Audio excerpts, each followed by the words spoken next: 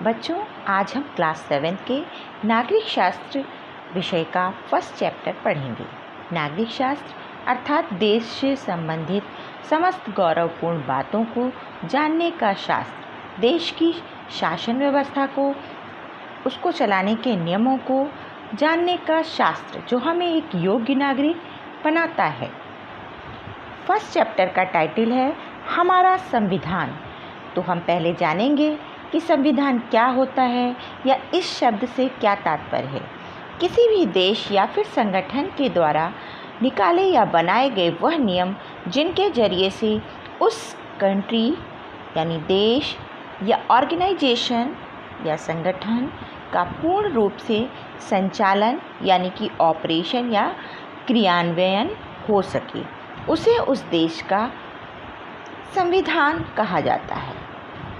अब हम ये जानेंगे कि भारत में इसके निर्माण की आवश्यकता कब और क्यों महसूस हुई। क्या आप बता सकते हैं कि स्वतंत्रता से पूर्व भारत में किसका शासन था? आज़ादी से पूर्व भारत में अंग्रेज़ों का राज्य था और अंग्रेज़ों से आज़ादी के उपरांत भी भारत उन्हीं के बनाए नियमों के अनुसार शासन व्यवस्था चला रहा था, या भारत में उन्हीं के अनुसार शासन व्यवस्था चल रही थी। संविधान उस देश के नागरिकों एवं उनके हितों की रक्षा के साथ साथ ही उस देश का शासन कुछ विशेष मानवाधिकार समर्थित नियमों के साथ संचालित करने के नियम होते हैं। उसी समय कुछ भारतीय सोच रहे थे कि ये बात ठीक नहीं है कि किसी दूसरे देश के लोग हमारे लिए कानून व नियम कैसे बना सकते हैं, जबकि हमारा देश आज़ाद हो चुका है। उन्होंने इस बात के लिए स्वतंत्रता संघर्ष शुरू किया कि भारत के लोगों को स्वयं अपने कानून बनाने और अपना शासन चलाने का हक मिल सके। अब हम जानेंगे कि कैसे बना हमारा संविधान। भारत का संविधान भारत का सर्वोच्च विधान है। संविधान सभा द्वारा 26 नवंबर 1949 को हमारा संविधान 2 वर्ष 11 माह 18 दिन के समय में बनकर पूर्ण हुआ था और यह स्वीकृत हुआ था। इसी कारण हम 26 नवंबर को संविधान दिवस के रूप में भी मनाते हैं और ये एक साथ पूरे देश में लागू हुआ 26 जनवरी 1950 में, जो कि गणतंत्र दिवस के रूप में मनाया जाता है। इतने बड़े देश के लिए ये बातें सोचना कोई आसान काम नहीं था। कोई एक व्यक्ति इस काम को अकेला नहीं कर सकता था। भारत के हर प्रांत के पुरुषों एवं महिलाओं ने स्वतंत्रता की लड़ाई लड़ी थी। इसलिए यह ज़रूरी था कि ये बातें तय करने के लिए हर प्रांत के पुरुषों एवं महिलाओं यानी सभी लोगों का इसमें हाथ हो। इस काम को करने के लिए 1946 में एक संविधान सभा बनाई गई। इसमें 389 लोग थे जो भारत के लगभग हर प्रांत से आए थे। कुछ लोग जिनके नाम आपने पहले भी सुन रखे होंगे, वे थे सरोजिनी नायडू, विजय लक्ष्मी पंडित, मौलाना अबुल कलाम आज़ाद, जवाहरलाल नेहरू, HV कामत। इस सभा के अध्यक्ष थे डॉक्टर राजेंद्र प्रसाद। फिर संविधान सभा की एक प्रारूप समिति बनी जिसने संविधान को लिखने का काम किया और इस समिति के अध्यक्ष थे डॉक्टर BR अम्बेडकर, यानी कि संविधान सभा के अध्यक्ष थे डॉक्टर राजेंद्र प्रसाद और प्रारूप समिति के अध्यक्ष थे डॉक्टर BR अम्बेडकर। ये एक महत्वपूर्ण तथ्य है, इसको आप नोट डाउन कर सकते हैं। फिर 26, जैसा कि बताया आपको कि 26 जनवरी 1950 को संविधान लागू होने के बाद ही अपने देश में लोगों के द्वारा चुनी गई सरकार का शासन शुरू हुआ। इसलिए हर साल 26 जनवरी को गणतंत्र दिवस मनाया जाता है। डॉक्टर भीमराव अंबेडकर ने लंदन में गोलमेज सम्मेलन में भी प्रतिभाग किया था। वे मानते थे कि दलितों के सामाजिक उत्थान के लिए उनकी राजनैतिक भागीदारी आवश्यक है। इसलिए उन्होंने दलितों के लिए अलग से निर्वाचन की मांग की, जिसके फलस्वरूप विधानमंडलों में दलितों के स्थान आरक्षित कर दिए गए। यही आप इस समय आरक्षण के नाम से भी जान सकते हैं। आपने शायद कभी किसी को यह कहते सुना होगा कि भारत एक लोकतांत्रिक देश है। इसका मतलब यह है कि सरकार बनाने और बदलने में सभी लोगों की भागीदारी होनी चाहिए। दूसरी बात यह है कि लोकतांत्रिक देश में राष्ट्रपति, प्रधानमंत्री, मुख्यमंत्री, कोई भी व्यक्ति चाहे वह कितने भी ऊंचे पद पर हो, अपने मन से काम नहीं कर सकता। यहाँ तक कि पूरी सरकार भी अपनी मनमानी नहीं कर सकती। जिस देश में लोकतांत्रिक सरकार होती है वहाँ एक संविधान अवश्य होता है। संविधान में देश के कामकाज के बारे में बहुत सारी बातें लिखी होती हैं। देश के प्रत्येक नागरिक को संविधान के अनुसार ही काम करना पड़ता है। संविधान में यह भी लिखा है कि यदि कोई गैर संवैधानिक अर्थात संविधान में लिखी बातों के खिलाफ काम करता है तो इसके बारे में क्या किया जाना चाहिए या उसके साथ कैसा व्यवहार किया जाना चाहिए। अब हम हमारे संविधान की विशेषताएं देखते हैं। हमारा संविधान, भारतीय संविधान विश्व का सबसे बड़ा एवं लिखित संविधान है। इसमें आवश्यकता पड़ने पर संशोधन एवं परिवर्तन किया जा सकता है, अर्थात इसका स्वरूप लचीला है। मूल संविधान में कुल 395 अनुच्छेद व 8 अनुसूचियाँ थीं।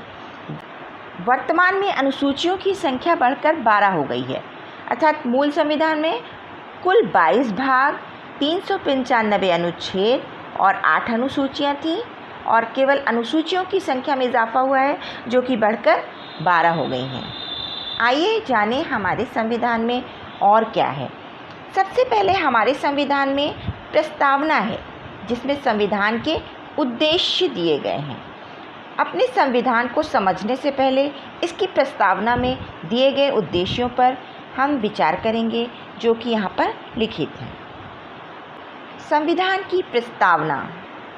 हम भारत के लोग भारत को एक संपूर्ण प्रभुत्व संपन्न समाजवादी पंथनिरपेक्ष लोकतंत्रात्मक गणराज्य बनाने के लिए तथा उसके समस्त नागरिकों को सामाजिक, आर्थिक और राजनीतिक न्याय, विचार, अभिव्यक्ति, विश्वास, धर्म और उपासना की स्वतंत्रता, प्रतिष्ठा और अवसर की समता प्राप्त कराने के लिए तथा उन सब में व्यक्ति की गरिमा और राष्ट्र की एकता और अखंडता सुनिश्चित करने वाली बंधुता बढ़ाने के लिए दृढ़ संकल्प होकर अपनी इस संविधान सभा में आज तारीख 26 नवंबर 1949 ईस्वी मिति मार्गशीर्ष शुक्ल सप्तमी संवत 2006 विक्रमी को एतद द्वारा इस संविधान को अंगीकृत, अधिनियमित और आत्मार्पित करते हैं।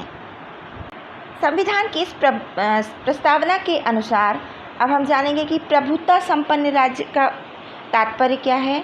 भारत सरकार आंतरिक एवं बाहरी मामलों में अपनी इच्छानुसार आचरण एवं कार्य करने को पूर्ण स्वतंत्र है, इसलिए भारत को प्रभुत्व संपन्न राज्य कहा गया है, अर्थात इस पर किसी अन्य देश की इच्छा रोपित नहीं की जा सकती। दूसरा है लोकतंत्रात्मक गणराज्य, जो हमारे संविधान की विशेषता है। भारत की सरकार जनता के लिए तथा जनता के द्वारा चुनी जाती है, इसलिए इसे लोकतंत्रात्मक कहा जाता है।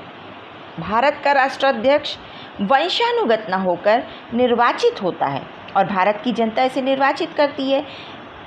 आम निर्वाचन में खुलेआम आम निर्वाचन में यहाँ की जनता पार्टिसिपेट करती है, इसलिए इसे भारत को गणराज्य कहा गया है।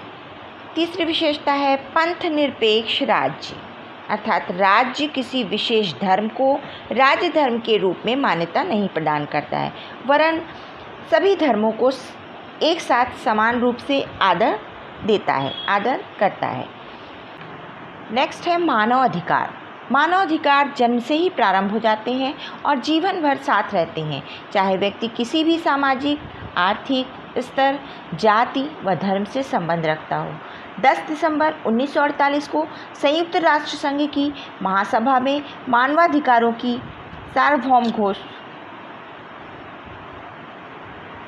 सार्वभौमिक घोषणा की। पूरा विश्व 10 दिसंबर को मानवाधिकार दिवस के रूप में मनाता है।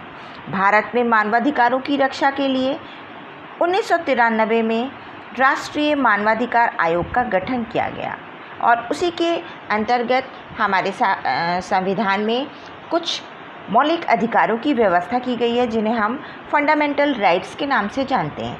हमारे मौलिक अधिकार अपने गांव, शहर, टोले, मोहल्ले में हम सभी छोटे बड़ों से अपनी बातें कहते रहते हैं। ऐसे ही हम देश प्रदेश में कहीं भी आते जाते रहते हैं। इन सब के लिए कोई रोका टोकी नहीं होती। सोचिए ऐसा क्यों होता है? क्योंकि सभी मनुष्यों को जन्म से ही कुछ अधिकार प्राप्त होते हैं, जिन्हें मानव अधिकार कहते हैं।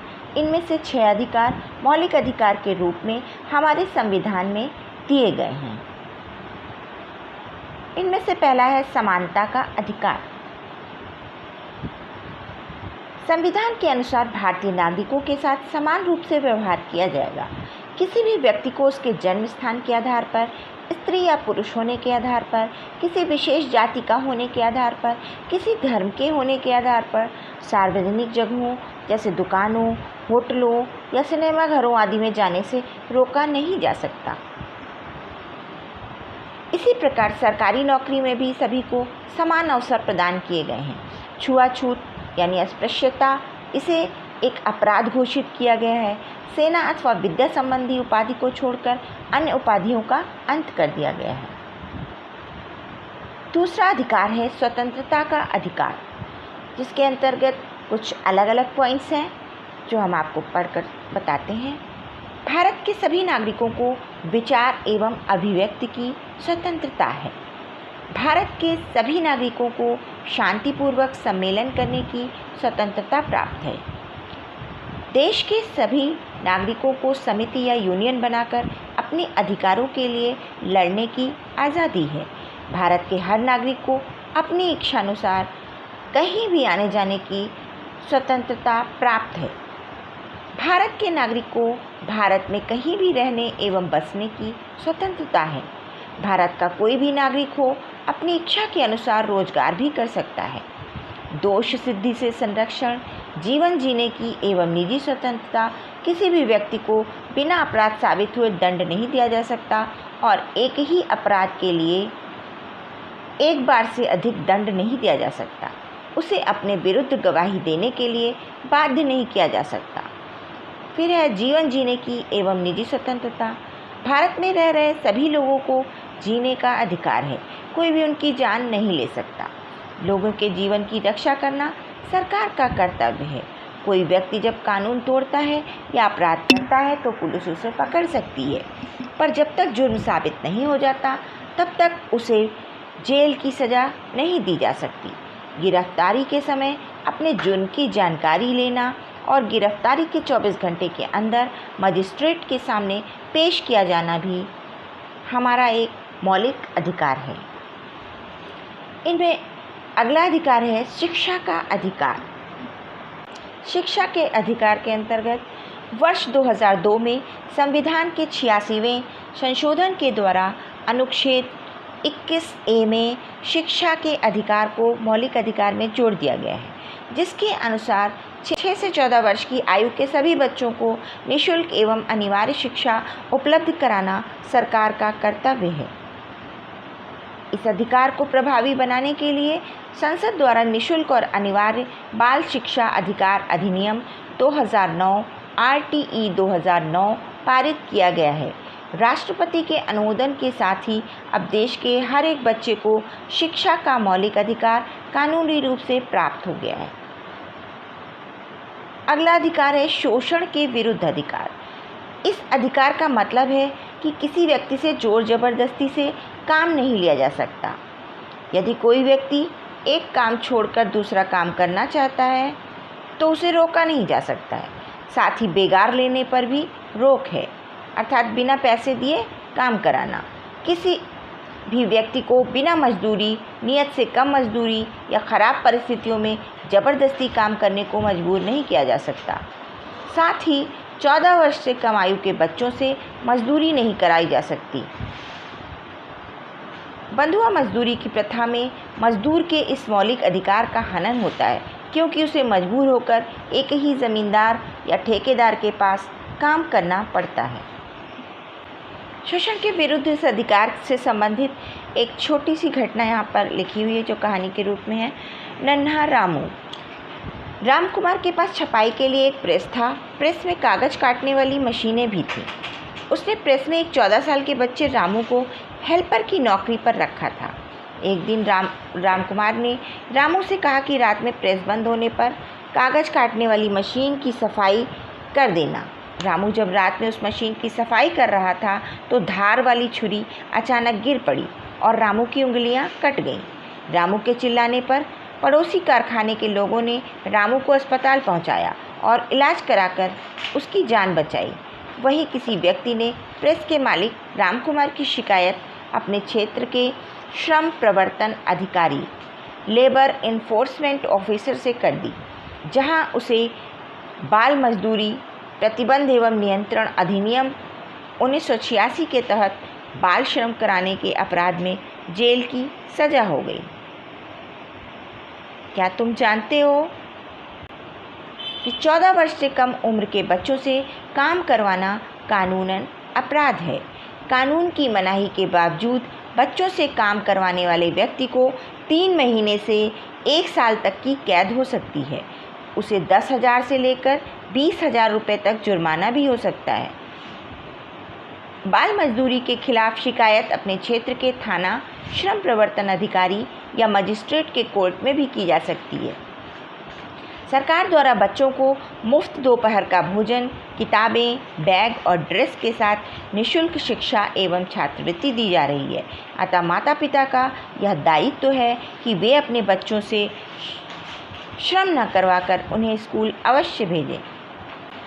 फिर अगला अधिकार है धर्म की स्वतंत्रता का अधिकार। भारत में सभी को अपने धर्म का पालन करने की स्वतंत्रता है।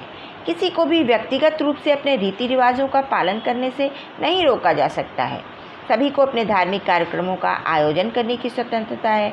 आपने देखा होगा कि हम सभी होली, दिवाली, ईद, क्रिसमस, लोहड़ी जैसे त्योहारों को कितने आनंद के साथ मिलजुल कर मनाते हैं। फिर अगला है संस्कृति एवं शिक्षा का अधिकार। भारत के प्रत्येक नागरिक को अपनी भाषा, लिपि और संस्कृति को सुरक्षित रखने का अधिकार है। जिस धर्म या समाज के लोग कम संख्या में हैं, उन्हें भी कुछ विशेष अधिकार प्राप्त हैं। उन्हें अपने समाज में शैक्षिक संस्थाएं खोलने का और अपनी भाषा एवं संस्कृति को आगे बढ़ाने का अधिकार है।